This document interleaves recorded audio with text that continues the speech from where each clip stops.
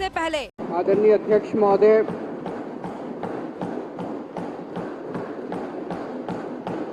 ऐसे समय में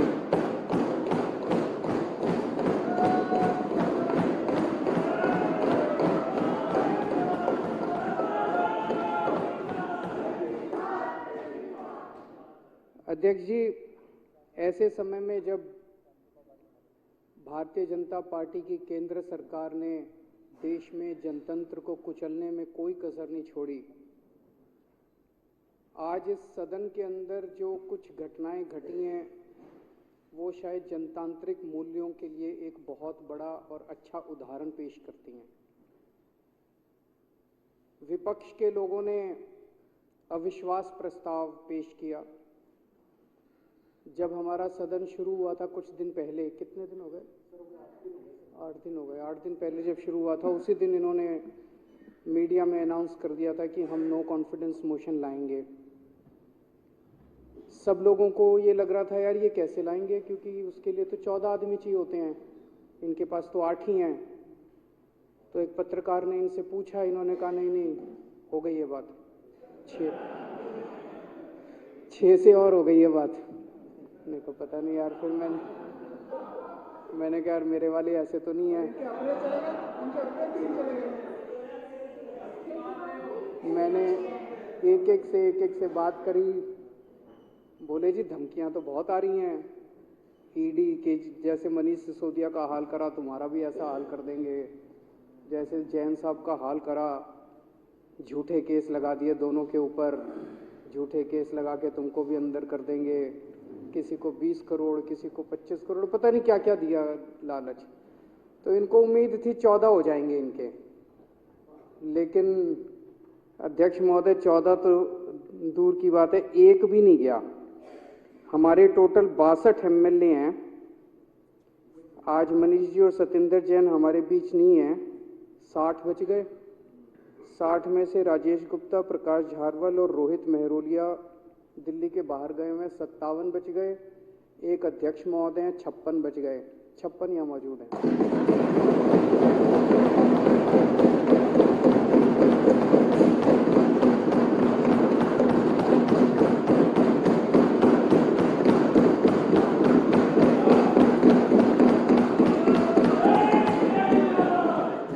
इन सारी कोशिशों के ईडी, सीबीआई 25 करोड़ 50 करोड़ इनको कुछ नहीं हिला सकता।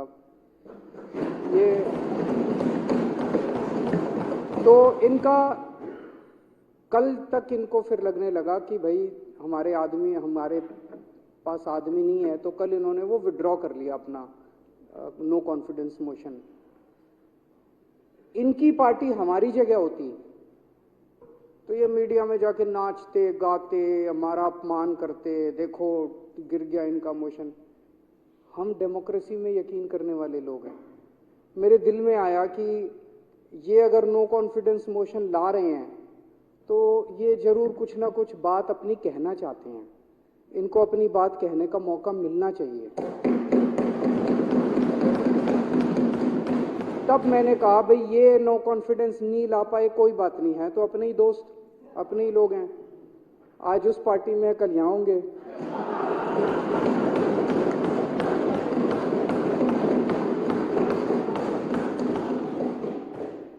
तो आज हम ये कॉन्फिडेंस मोशन इसीलिए लेके आए हैं। पहली बार भारत के अंदर ऐसा है कि नो कॉन्फिडेंस मोशन इनका हार गए, ला ही नहीं पाए, तब भी एक पार्टी ने वॉलंटरली अपनी मर्जी से कॉन्फिडेंस मोशन लेके आए हैं, भाई कहो जो कहना है।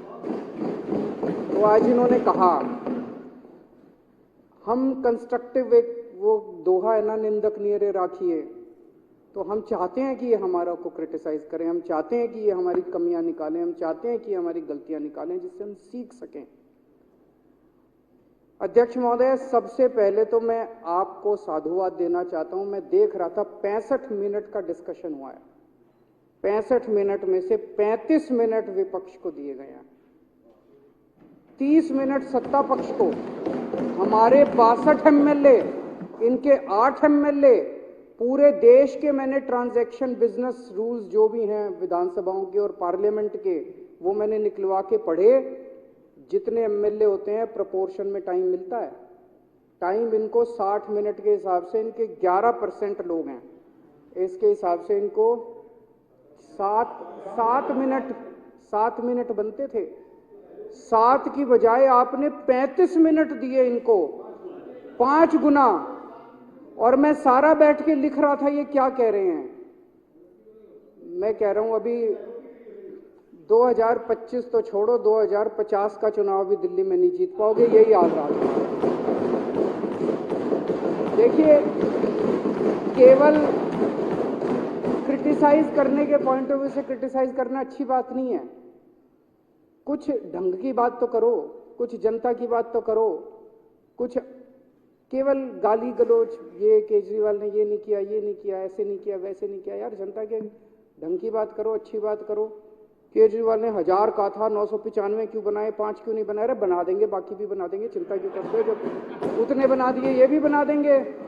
वहां पे शुगर की दवाई नहीं मिलती, दे देंगे, शुगर की दवाई भी दे देंगे। बाकी तो मिलती है, बाकी मिलती है, क्यों नहीं मिलती? आपका मैं पॉलिक्लिनिक में उद्घाटन करके आया था, मेरे को याद है, आपको साथ लेके गया था मैं। इन्होंने 2017 में भी कोशिश करी थी, बोले हमारी सरकार गिरा देंगे। तब तक हमें लगता था ये कुछ ज्यादा ही चाणक्य होंगे, अब तो पता चल गया खोखले हैं, इनके पास कुछ नहीं है। इनके पास दिखावा ज्यादा है, शोर ज्यादा है, अंदर कुछ नहीं है। तो 2017 में कहते थे 21 एमएलए तो डिस्क्वालीफाई कर देंगे, 21 को डिस्क्वालीफाई कर देंगे, इतनों को तोड़ लेंगे और फिर सरकार में बहुत दिमाग लगाता थे। और 70 में से 67 हैं हमारे पास, 3 इनके पास है। जब तक 4 रह जाएंगे मेरे पास तब भी मेरी मेजॉरिटी है। 3 इनके पास, 4 भी अगर मेरे पास है, मेरी मेजॉरिटी है। तो ये कैसे सरकार गिराएंगे? मेरी पल्ले के बाहर था, मेरी समझ के बाहर था। लेकिन पत्रकार आते थे, कहते थे अमित शाह लगा हुआ है और सरकार गिरा देंगे। 2017 में कोशिश कर ली, उसके बाद 2019 में कोशिश कर ली, 2020 में। अब मत करना यार, इज्जत थोड़ी भी अगर इज्जत बाकी है अब मत करना। अभी मैंने देखा था तेलंगाना के अंदर नवंबर के फर्स्ट वीक में, आप लोगों ने देखा होगा, स्टिंग हुआ था वहां पे। भारतीय जनता पार्टी के 3 नेता तेलंगाना की सरकार गिराने के लिए वहां के एमएलए को खरीदने पहुंचे। 3 बीजेपी के नेता बैठे हैं, 4 बीआरएस के एमएलए बैठे हैं, उनके साथ बातचीत हो रही है। 3 घंटे बातचीत चली, सारी रिकॉर्डिंग हो गई। उसमें वो कह रहे हैं कि हमारे बीएल संतोष साहब मिलेंगे तुमसे, अमित शाह जी मिलेंगे तुमसे, और 50-50 करोड़ ऑफर कर रहे हैं। और बोले 25-25 करोड़ में हमने दिल्ली के खरीद लिए, अब दिल्ली की सरकार गिरने वाली है। केसीआर साहब का फोन आया उसी दिन शाम को मेरे पास, अरविंद जी मेरे पास पूरी इन्फॉर्मेशन है, आपकी सरकार गिरने वाली है। मैंने कहा जी चिंता ना करो, ये यूं ही करते हैं, ये 3 साल से यूं ही करते हैं। तो वैसे रेट हमारे 25 लगा रखे, उनके 50 लगा रखे, ये गलत।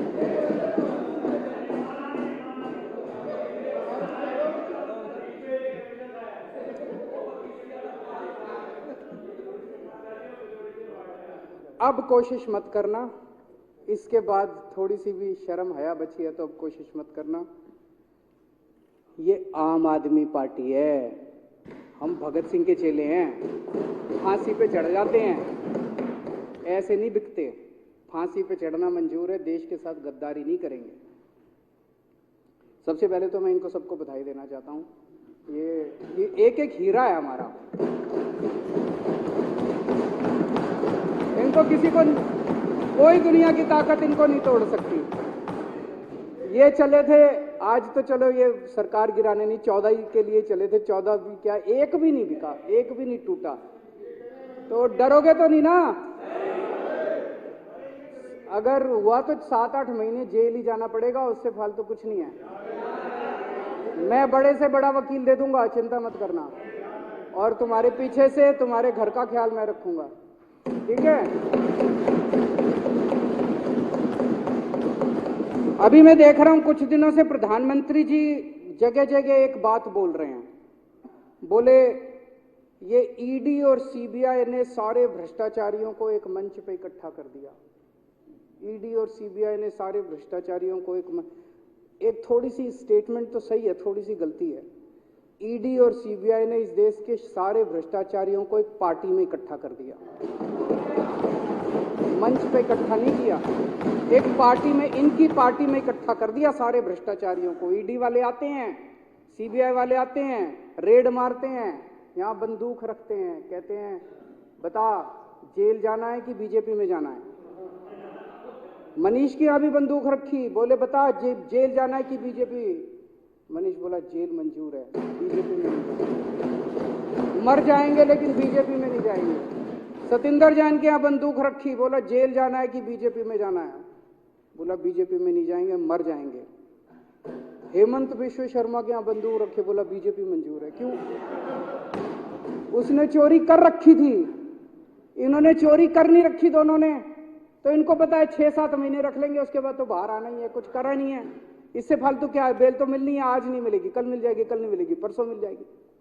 नारायण नराने के यहाँ बंदूक रखी, बोला जी बीजेपी में जाएंगे।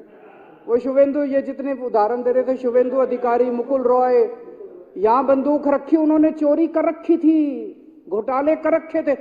देश के जितने लुच्चे लफंगे लुटेरे डाकू चोर हैं, सारे के सारे अब एक ही पार्टी में हैं, बीजेपी में। तो समय एक जैसा नहीं रहता, समय बदलता है। आज इनकी सरकार है, आज मोदी जी प्रधानमंत्री हैं, हमेशा तो नहीं रहेंगे, कल तो जाएंगे ही जाएंगे, कभी ना कभी तो जाएंगे ही। उस टाइम भ्रष्टाचार मुक्त भारत होगा। कैसे? जितने चोर उचक्के हैं सारे एक ही कमरे में हैं, उनको पकड़ने में बड़ी आसानी होगी, ज्यादा जांच नहीं कर।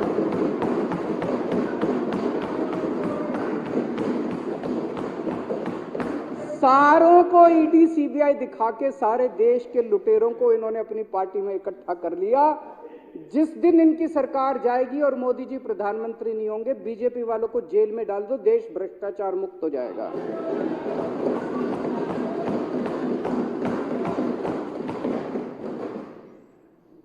अध्यक्ष महोदय, प्रधानमंत्री जी को भगवान ने बहुत बड़ा मौका दिया था, इस देश की जनता ने बहुत बड़ा, इतना भारी मैंडेट दिया था। वो चाहते तो इस देश की सूरत बदल सकते थे, कुछ भी कर सकते थे। वो चाहते तो इस देश को कहीं का कहीं ले जा सकते थे। क्या किया उन्होंने? देश में लूट मार, नफरत, लड़ाई झगड़ा, आज हर आदमी डरा हुआ है देश के अंदर। सबको साथ लेके चलते हैं, जैसे हम सबको साथ लेके चल रहे हैं, हम इनको भी साथ लेके चलते हैं, सबको साथ लेके चलते हैं, हम लोग सबको साथ लेके चलते हैं। मनीष सिसोदिया ने इतने अच्छे स्कूल बना दिए, प्रधानमंत्री जी मनीष जी को बुला के कहते मैं तेरे को देश का शिक्षा मंत्री बना रहा हूं, मनीष सिसोदिया जा 10 लाख स्कूल ठीक कर दे देश के, तब बड़ी बात होती है। उनको इतना बड़ा मौका दिया देश के लोगों ने कि कुछ का कुछ कर सकते थे, लेकिन उन्होंने सारा मौका, आज सारे डरे हुए हैं। कल एक बड़ा इंडस्ट्रियलिस्ट आया था मेरे से मिलने के लिए, बोला जी एक एक करके सब लोग इंडिया छोड़ के जा रहे हैं, सब इंडिया छोड़ के जा रहे हैं, विदेशों की सिटीजनशिप ले रहे हैं। क्यों? क्या जरूरत पड़ गई? बोले कभी ईडी, कभी सीबीआई, कभी इनकम टैक्स, कभी फलाना, कभी ढिमका, ऐसा डरा रखा है, सब लोगों को इन्होंने डरा रखा है। किसी को काम नहीं करने देते, ना खुद काम करते, ना किसी को काम करने देते, किसी को जीने नहीं देते, सब लोगों को डरा के रखते हैं। ये भी डरे पड़े हैं, ऐसा नहीं कि ये 2 को छोड़ के बाकी सारी बीजेपी भी डरी पड़ी है, बाकी सबका इनका भी यही हाल है। मीडिया को डरा रखा है। मीडिया वाले जब उलट सुलट गंदी खबरें, गलत खबरें दिखाते हैं, कई लोग गालियां देते हैं मीडिया को, मीडिया ऐसे क्यों है, मीडिया बिका हुआ है, गोदी मीडिया, फलाना मीडिया। मैं आप सबकी जानकारी के लिए बता दूं, एक एक मीडिया हाउस के मालिक के ऊपर 4-4 ईडी के केसेस बना रखे हैं इन्होंने। आप भी उनकी जगह होते, आप भी यही करते। मजबूरी है उनकी। जिस दिन ये पता चल गया ना मोदी जा रहा है, ये देखना ये मीडिया खा जाएगा इनको पकड़ पकड़। अभी मजबूरी है सबकी मजबूरी है। मीडिया वालों के एक एक मीडिया हाउस के मालिक के ऊपर इन्होंने 4-4, जब मर्जी जेल में डाल दें इसको, जब मर्जी जेल में डाल दें इसको। सबको डरा रखा है इन्होंने, जजों को डरा रखा है इन्होंने। देश के सारे जज डरे पड़े हैं, सुप्रीम कोर्ट के जज डरे पड़े हैं, हाई कोर्ट के जज डरे पड़े हैं, डिस्ट्रिक्ट कोर्ट के जज डरे पड़े हैं, पत्रकार डरे पड़े हैं, रिपोर्टर डरे पड़े हैं इनसे। इंडस्ट्रियलिस्ट डरे पड़े हैं। जितनी ऑपोजिशन की सरकारें किसी को नहीं चलने देते। हमारी पंजाब में सरकार है, इस बार बजट सेशन नहीं होने दिया उनको। पंजाब सरकार का बजट सेशन कराने के लिए सुप्रीम कोर्ट से आदेश लाना पड़ा। गवर्नर कहता है मैं फाइल जाती है ना हाउस की प्रोसीडिंग होने के लिए, फाइल जाती है एलजी साहब के पास, जैसे वहां गवर्नर के पास जाती है, वो तो फुल स्टेट है। गवर्नर फाइल लेके बैठ गए।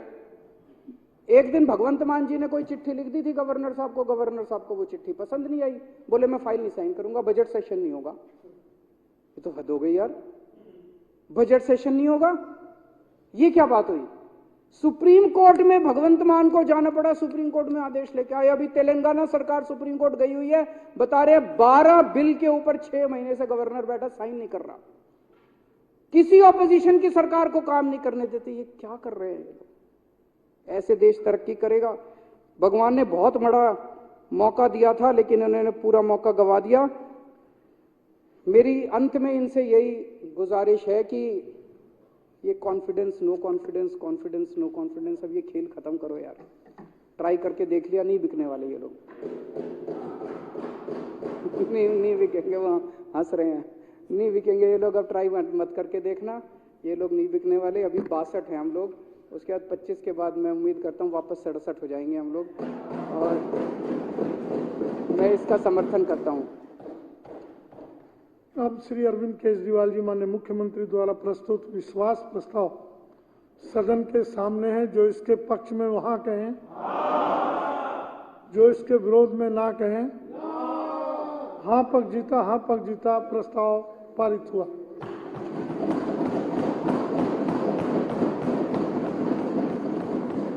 कुछ मैं 5-7 मिनट और सदन के लूंगा। एक विशेष जानकारी दे रहा हूं। दिल्ली विधानसभा ने प्रश्नकाल से संबंधित अति आवश्यक डेटा को अपनी वेबसाइट पर उपलब्ध कराने का प्रयास किया। माननीय विधायकों, शोधकर्ताओं, मीडिया और बड़े पैमाने पर जनता के लाभ के लिए इस डेटा को व्यापक तरीके से सरलतापूर्वक उपलब्ध कराने का प्रयास किया गया है। अब तक दिल्ली विधानसभा में प्रश्नकाल से संबंधित डेटा केवल वर्ष 2015 से ही उपलब्ध था। इसे एक्सेस करना मुश्किल था। दिल्ली विधानसभा अनुसंधान केंद्र डीआरसी के फेलो आशीष कुमार, यामिनी सक्सेना, सिद्धार्थ सिंह, मंजेश राणा और अन्य ने उप सचिव श्री सदानंद शाह के निर्देशन में इस परियोजना पर कार्य किया और पहले से आसान तरीके से अधिकतम डेटा उपलब्ध करवाने का प्रयास किया। नए प्रारूप के तहत वर्ष 2008 से लगभग 10,000 तारांकित और अतारांकित प्रश्न शामिल हैं। कोई भी व्यक्ति विधायक डेटा के माध्यम से ब्राउज कर सकता है और प्रासंगिक जानकारी प्राप्त कर सकता है। साथ ही विधायक का नाम, विधानसभा क्षेत्र, सत्र संख्या, विभाग, विषय आदि का उपयोग करके जानकारी को आसानी से फिल्टर किया जा सकता है। मुझे पूछे गए सभी प्रश्नों के संक्षिप्त विवरण के साथ संबंधित प्रश्न की मूल प्रति भी लिंक के रूप में संलग्न की गई है, ताकि कोई भी इसके बारे में विस्तार से जान सके। मैं इस कार्य के लिए दिल्ली विधानसभा अनुसंधान केंद्र के फेलोज को हार्दिक बधाई देता हूँ।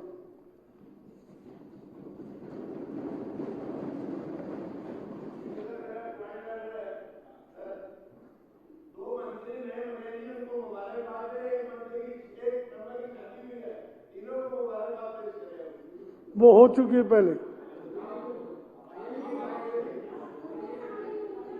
चलिए, हाँ जी, नहीं दुर्गेश जी दावत दें तभी तो करवाऊं, एक दिन का लंच तो बोले। चलिए, दुर्गेश जी का विवाह हुआ है, सदन उनको बहुत बहुत शुभकामनाएं देता है, बधाई।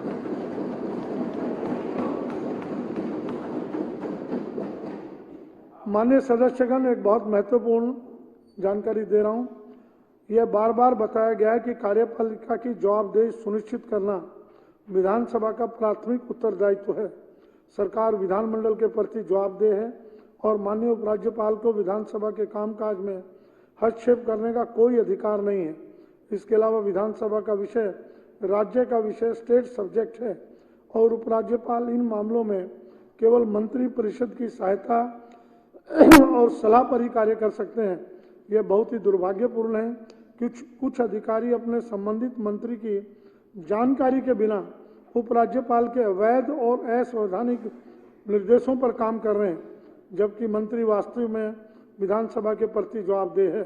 जैसा कि आप जानते होंगे, पिछले कुछ वर्षों से विधानसभा और इसकी समितियों को सरकार के अधिकारियों द्वारा समिति के समक्ष उपस्थित होने या विधानसभा और उसकी समितियों को जानकारी प्रदान करने के मामले में असहयोग का सामना करना पड़ रहा है। मुझे यकीन है कि वे माननीय उपराज्यपाल कार्यालय से सक्रिय लेकिन अवैध और असंवैधानिक समर्थन और संरक्षण प्राप्त कर रहे हैं। माननीय सदस्यों को याद होगा कि 19 मार्च 2018 को उपराज्यपाल महोदय ने अधिकारियों को निर्देश दिया था कि आरक्षित विषयों यानी लोक व्यवस्था, पुलिस, भूमि पर प्रश्नों को विधानसभा में स्वीकार नहीं किया जा सकता। मैंने इस विषय पर 26 मार्च 2018 को सदन की बैठक में वैधानिक प्रावधानों और पूर्ण उदाहरणों के आधार पर अपनी व्यवस्था दी थी और ये निर्णय लिया गया था कि ऐसे मुद्दों को विशेषाधिकार समिति के पास भेजा जाएगा। मेरे इस आदेश के बावजूद भी इन विभागों ने विधानसभा को जानकारी देने से इनकार करना जारी रखा। ये मामले विशेषाधिकार समिति के समक्ष विचाराधीन है। अब राष्ट्रीय राजधानी क्षेत्र दिल्ली सरकार संशोधन अधिनियम 2021 लागू होने के बाद फिर से उपराज्यपाल कार्यालय ने सरकारी विभागों को निर्देश दिया है कि वे विधानसभा को जानकारी ना दें। ये पत्र दिनांक 8 फरवरी 2023 के माध्यम से उपराज्यपाल के प्रिंसिपल सेक्रेटरी ने चीफ सेक्रेटरी दिल्ली सरकार को लिखा कि वे राष्ट्रीय राजधानी दिल्ली सरकार अधिनियम 1991 की धारा 33 से विचलन डेविएशन पर एक तथ्यात्मक रिपोर्ट प्रस्तुत करें। चीफ सेक्रेटरी की तरफ से सामान्य प्रशासन विभाग जीएडी ने विधानसभा सचिव और सभी विभागों से डेविएशन के उदाहरणों पर रिपोर्ट लेने के लिए पत्र लिखा। सरल शब्दों में